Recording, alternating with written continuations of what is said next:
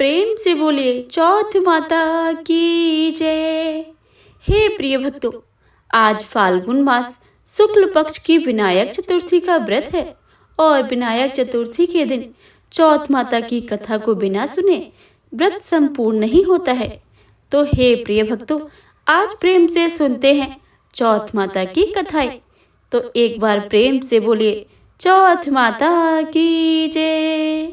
चौथ माता की कृपा आपके और आपके परिवारजनों पर सदा सर्वदा ही बनी रहे। तो आप सभी से विनम्र अनुरोध है कि कथा को भक्ति भाव से और प्रसन्न मंचित से पूरा अवश्य सुने और कमेंट बॉक्स में चौथ माता की जय लिखना बिल्कुल भी मत भूलिएगा। आइए सुनते हैं चौथ माता की पहली पौराणिक कथा। एक सेठ सेठानी थे, उनके एक बेटा और बहू थे। बहू सबको भोजन करा के फिर स्वयं भोजन करती थी। एक पड़ोसन ऐसी थी कि जो रोज पूछती थी कि बहू आज क्या बनाया खाया है। बहू कहती थी कि ठंडो वासी। एक दिन उसके पति ने ऐसा सुनकर विचार किया कि आज तो पकवान बनाए जाएं, फिर देखे कि मेरी पत्नी क्या कहती है। उसने तरह तरह के पकवान बनवाए और घर के सभी लोगों ने एक साथ बैठकर भोजन किया। आज भी पड़ोसन ने पूछा तो बहू ने कहा कि ठंडो बासी। सेठ के लड़के ने सोचा कि हो न हो कोई तो बात अवश्य ही होगी जिससे कि मेरी पत्नी ऐसा कहती है। उसने पत्नी से पूछा कि तुम रोज ठंडो बासी खाया ऐसा क्यों कहती हो, जबकि सबने अपने एक साथ बैठकर कई तरह के पकवान खाए हैं। उसकी पत्नी बोली, अपने जो खा रहे हैं वह माँ बाप की बूढ़े की कमाई है। जिस दिन आप कमा कर लाओगे उस दिन मैं समझूंगी कि ताजा भोजन कर रहे हैं।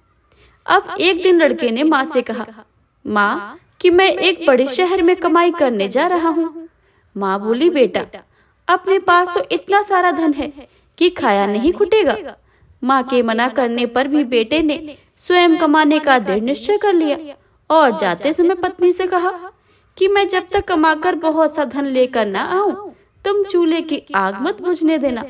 एक दिन चूल्हे की आग बुझ गई तो मन ही मन घबराने लगी, कहीं मेरे पति पर कोई संकट तो नहीं आन पड़ा।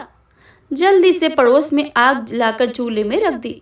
ऐसा विचार करके पड़ोस में गई। वहां पड़ोसन चौथ माता का व्रत पूजन कर रही थी। पड़ोसन ने कहा कि थोड़ी देर में आकर ले जाना।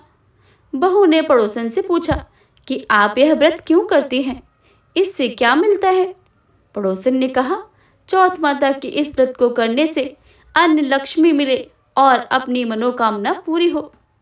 अब बहू भी चौथ माता का व्रत करने लगी। दीवार पर चौथ माता बनाई। उस दिन घी गुड़ का चूरमा बनाकर रात्रि को चंद्रमा को अर्घ देकर भोजन करती। ऐसा करते करते बहुत दिन बीत गए।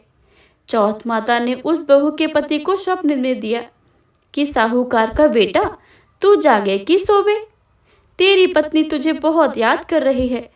घर जाकर उसकी चिंता मिटा दे। तू दुकान खोलकर कंकु केसर का पागल बन बैठ जाना। अब तेरा हिसाब किताब चुकता हो जाएगा।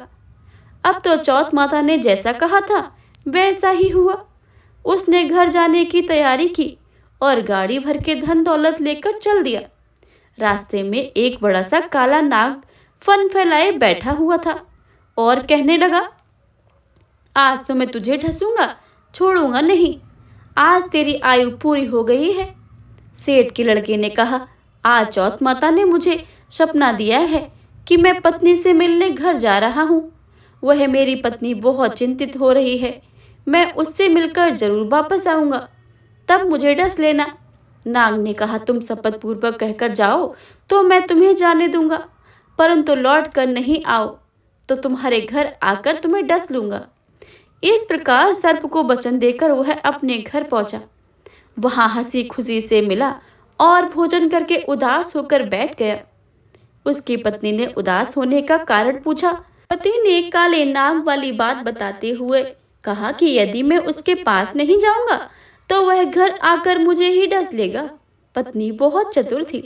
उसने कहा कि आप घबराओ नहीं, लेट जाओ, मैं एक उपाय करती हूँ। पत्नी ने कमरे की 7 पीढ़ी धोई। पहली पीढ़ी पर रेत, दूसरी पर इत्र, तीसरी पर गुलाल, चौथी पर कुंकर केसर, 5वीं पर लड्डू पेड़ा और 6ठी पर गादी गलीचा और 7वीं पीढ़ी पर दूध का कटोरा भरकर रख दिया। इस प्रकार वह 7 ही पीढ़ी सजाकर बैठ गई। आधी रात होते ही नाग आकर पीढ़ी चढ़ने लगा। पहली पीढ़ी पर रेत में लौट गया और कहने लगा कि सेठ की बहू ने आराम तो बहुत दिया है, पर बचनों से बनकर आया हूँ, सो डसूंगा अवश्य ही। इस प्रकार 7 पीढ़ियों पर नाग आराम करते हुए और कहता हुआ कि चला गया कि डसूंगा जरूर। कमरे में जाने ही वाला था कि चौथ माता ने विचार किया कि मैं इसे नहीं बचाऊंगी तो इस संसार में धर्म कर्म और व्रत पूजन कौन करेगा। अब तो गणेश जी, चंद्रमा जी और चौथ माता ने उसे बचाने का विचार किया। चंद्रमा ने उजाला किया, चौथ माता ढाल बन गई और गणेश जी ने तलवार लेकर नाग को मार दिया और ढाल से ढक दिया। अब बहू भी थकी हारी सो गई थी। दिन उगा तो लोग बेटे से मिलने आए, परंतु बेटा बहू तो उठे ही नहीं थे। बहुत देर हो गई थी। माँ ने उन्हें उठाने गई। माँ ने 7 पीढ़ियों पर जो कुछ देखा वह बहुत घबराई हुई और बेटा बहू को आवाज लगाई। बेटा बहू उठे तो देखा कि एक ढाल तलवार पड़ी है।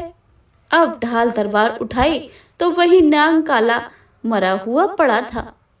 बेटा बहू ने सोचा कि आज तो धर्म कर्म ही आड़े आया है, जो भगवान गणेश जी और चौथ माता ने अपनी रक्षा की है।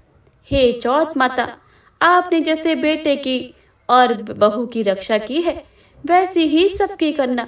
बोलो चौथ माता की जय। हे चौथ माता, अपने भक्तों पर सदा अपनी कृपा बनाए रखना। प्रेम से बोलिए चौथ माता की जय। चौथ माता की अगली कहानी के अनुसार एक नगर में एक बूढ़ी माँ रहती थी। वह अपने बेटे की सलामती के लिए 12 महीने का चौथ का व्रत करती थी। हर चौथ को पंसारी से थोड़ा सा गुड़ और घी लाकर 4 लड्डू बनाती थी। एक बेटे को देती थी, एक से पूजा करती थी, एक हथकार के लिए निकालती थी और एक चांद उगने पर व्रत करके खुद खा लेती थी। एक बार उसका बेटा ताई से मिलने गया।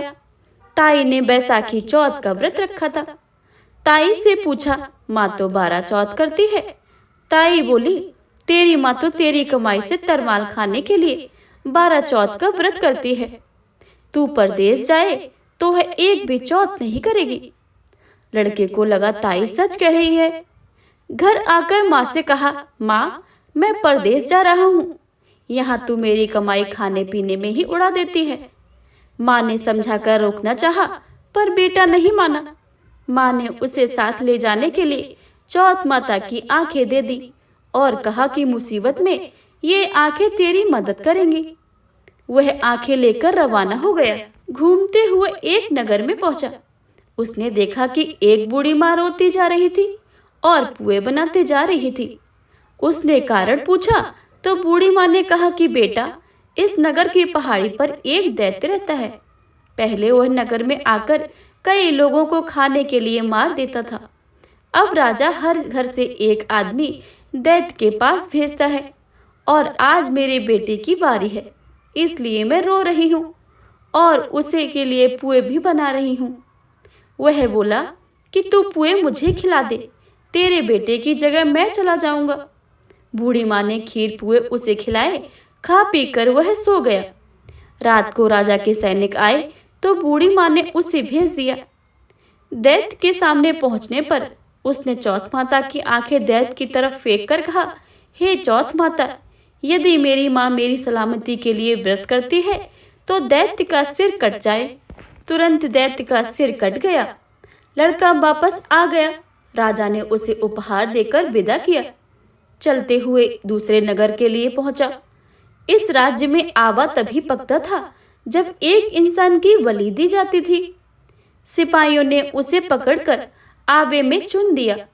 लड़के ने आंखें आबे में डाली और कहा कि हे चौथ माता, यदि मेरी माँ मेरे लिए व्रत करती है तो आवा मेरी बलि के बिना ही झट से पक जाए।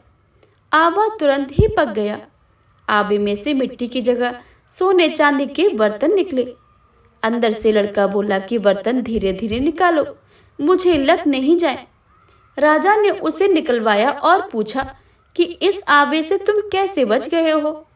लड़के ने कहा कि उसकी माँ चौथ माता का व्रत करती है, व्रत के कारण ही वह बच पाया है। राजा को विश्वास नहीं हुआ। उसने एक चांदी की सुराही मंगवाई और कहा कि नली से निकल कर दिखाओ, तभी मैं विश्वास होगा। लड़के ने चौथ माता को याद करके आंखें सुराही में डाली और कहा कि मैं भंवरा बनकर सुराही से निकलूं। लड़का भंवरा बनकर सुराही से निकल गया। राजा में खुशी होकर राजकुमारी की शादी उसके साथ करवाई और सभी लोगों को चौथ माता का व्रत करने को कहा। उसे माँ की याद आई। उसने राजा के पास जाकर खुद के नगर जाने की इच्छा जाहिर की। राजा ने रथ, घोड़ा, हाथी और खूब सारा दान दहेज देकर उन्हें विदा किया। चौथ के दिन उसने अपने नगर पहुंचा। वह अकेले पंसारी के यहाँ माँ का इंतजार करने लगा। सोचा है कि चौथ है, आज माता जरूर आएंगी। थोड़ी देर के बाद लकड़ी टेकती हुई माँ आती दिखी। बेटा माँ के चरणों में गिर पड़ा। कहा कि माँ, मैं तेरा बेटा हूँ, मुझे माफ कर दे। माँ ने उसे गले लगा लिया। लोग चौथ माता की जय जयकार करने लगे। उस नगर के सभी लोग चौथ माता का व्रत करने लगे। हे चौथ माता, जैसे बूढ़ी माँ और उसके बेटे की सहायता की है, वैसी ही हमारी भी करना। कहानी कहने वाले, सुनने वाले सब पर अपनी कृपा बनाए रखना। प्रेम से बोले चौथ माता की जय, गणेश भगवान की जय।